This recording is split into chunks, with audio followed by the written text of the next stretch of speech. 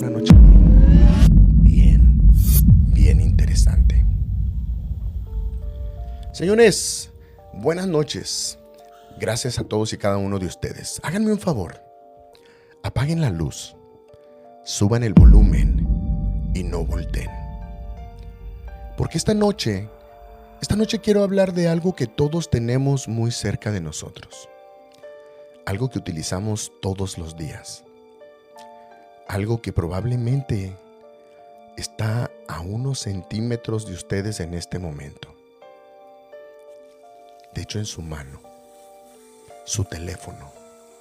Miles de personas afirman haber visto sombras. Miles de personas dicen haber escuchado voces. Pero esta noche vamos a hablar de algo un poco diferente. Esta noche vamos a hablar de personas que aseguran haber recibido llamadas de familiares desvividos. Mensajes imposibles. Voces provenientes de números que ya no deberían de existir. Testimonios que durante años llegaron a programas de radio como la mismísima Mano Peluda. ¿Coincidencias? ¿Errores tecnológicos? ¿O será que existe algo que todavía no podemos entender? Esta noche, ustedes son los que van a decidir. Porque aquí no se vino a creer, señores. Aquí se viene a escuchar. Cuando Alexander Graham Bell patentó el teléfono en 1876, él jamás se imaginó que más de un siglo después algunas personas asegurarían que el aparato también serviría para comunicarse con gente que ya no estaba con nosotros. Y aunque pueda parecer absurdo, historias de llamadas imposibles han aparecido prácticamente en todos los países. Países como Estados Unidos, México, Argentina, Colombia, Chile, Puerto Rico, España.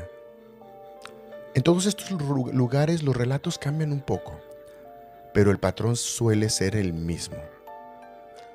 El teléfono suena, aparece un nombre familiar, la persona contesta y lo que escucha cambia su vida para siempre. Si hablamos de llamadas extrañas, hay un nombre imposible de ignorar en la cultura paranormal: Juan Ramón Sáenz. Durante años Juan Ramón fue la voz más conocida de la radio paranormal mexicana. Incluso hasta el día de hoy lo sigue siendo. Millones de personas escuchaban La Mano Peluda. Y entre miles y miles de historias, hubo una que destacó por encima de todas las demás. La llamada de Josué. Un hombre que aseguró haber participado en rituales oscuros.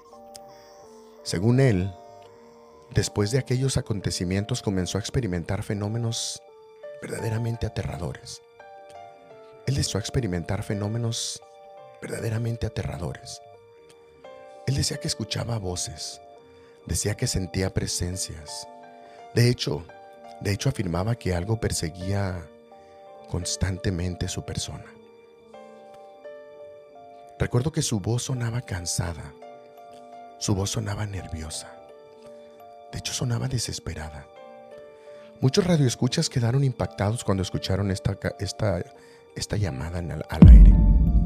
Algunos de ellos estaban convencidos de que él estaba diciendo la verdad. Otros pensaban que era simplemente una sugestión la que él estaba sintiendo. Y otros, hasta el día de hoy, creen que fue una de las llamadas más perturbadoras en la historia de la radio mexicana. ¿Quién de ustedes recuerda la llamada de Josué? Las personas que la recuerdan, ¿creen que estaba diciendo la verdad? ¿Creen que Josué estaba hablando con verdad cuando pasó esto? Hay otro caso, otra historia. Una historia que ha sido contada cientos de veces en Latinoamérica. Una familiar regresa del funeral de un ser querido.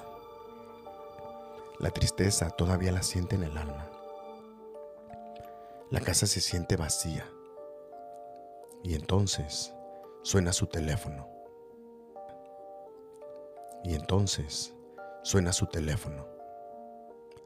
Todos se quedan inmóviles.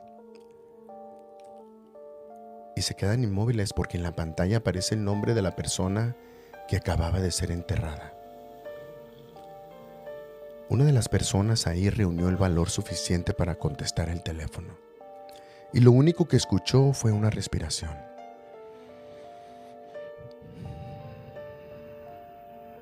Una respiración lenta, una respiración lejana. Era como si viniera de muy, muy lejos. Después de eso, la llamada simplemente se terminó, sin explicación, sin despedida, sin posibilidad de devolver esa llamada. Con la llegada de los celulares, las historias comenzaron a cambiar un poco. Después de que llegaron los celulares, ya no eran llamadas, ahora eran textos, eran mensajes. Historias reportadas en México, en Argentina, en Colombia, cuentan situaciones similares. Un familiar fallece. Pasan semanas, a veces incluso pasan meses. Y un día llega un mensaje. Estoy bien. No te preocupes. Todo va a estar bien.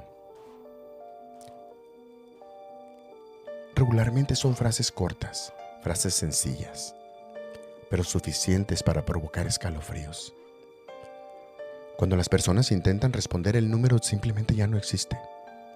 O simplemente nadie vuelve a contestar del otro lado. Hay un caso de una madre, uno de los casos más conocidos en foros paranormales aquí en Latinoamérica. Cuenta la historia de un hombre que conservó el número de su madre después de su fallecimiento. Él nunca quiso borrar el número. Decía que era la última conexión que le quedaba con su mamá. Meses después, a las 3 de la mañana, su teléfono sonó. La pantalla mostraba una sola palabra: mamá. Él contestó y escuchó una voz idéntica a la de su madre. Cuando escuchó esto, él solo dijo una frase: mamá, ¿eres tú? Y del otro lado se escuchó una voz que le decía: cuida a tu hermana. Y ahí fue donde terminó la llamada. Horas después recibió una noticia. Su hermana había sufrido un accidente esa misma noche, a la misma hora que él había recibido esa llamada. ¿Por qué siempre estas llamadas o textos ocurren de madrugada? Aquí quiero hacerles una pregunta a todos y cada uno de ustedes. ¿Por qué creen que casi todas las historias ocurren a la medianoche? A las 4 de la mañana, 3:33. Muchos testimonios coinciden en una cosa. No es a las 3 de la tarde. No es durante el desayuno. Siempre es en la madrugada. Cuando todo está en silencio. Cuando la casa duerme. Cuando estamos solos con nuestros pensamientos. ¿Casualidad? ¿O creen ustedes que hay algo más? Hay una teoría de los aparatos electrónicos. Algunos investigadores paranormales creen que las supuestas entidades utilizan energía electromagnética para manifestarse. Por eso, muchos fenómenos son reportados en teléfonos, en radios, en televisores, grabadoras, computadoras, incluso en cámaras de video, cámaras fotográficas. Otros investigadores sostienen que existen explicaciones un poco más racionales. Ellos lo pueden explicar como errores en la red, como interferencias. Incluso dicen que los mensajes de texto pueden ser mensajes almacenados que nunca se habían mandado y se mandaron tarde. 3 meses tarde. Fallas tecnológicas, pero incluso ellos reconocen que algunos casos resultan bien difíciles de explicar. Ahora quiero quiero escucharlos a todos, quiero leerlos, señores. ¿Quién de ustedes ha recibido una llamada extraña? ¿Alguno de ustedes ha escuchado una voz cuando estaban completamente solos? ¿Alguno de ustedes conserva el número de alguien que ya no está entre nosotros? Yo sí. ¿Se atreverían ustedes a llamar a esa persona que ya no está con nosotros, pero que todavía tienen ese número en sus contactos? Si sonara su teléfono ahora mismo y apareciera el nombre de alguien que ya no está aquí con nosotros en este plano, ¿contestarían? Déjenme saber, señores. Esta noche estamos hablando de llamadas imposibles. Hablamos de voces que no deberían escucharse, de números que ya no deberían de existir. Tal vez todo tenga una explicación. Tal vez sean coincidencias. Tal vez sean errores tecnológicos.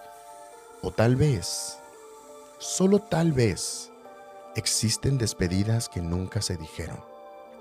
Palabras que nunca se pronunciaron. Y personas que encuentran una forma de hacernos saber que siguen presentes en nuestras vidas. La realidad es que eso yo no lo sé, señores. Y quizás nadie nunca lo sepa. Pero la próxima vez que su teléfono suene de madrugada, antes de contestar, miren la pantalla. Porque algunas llamadas cambian la vida para siempre. Señores, esto es Noches de Terror. Muchísimas gracias por estar con nosotros una noche más.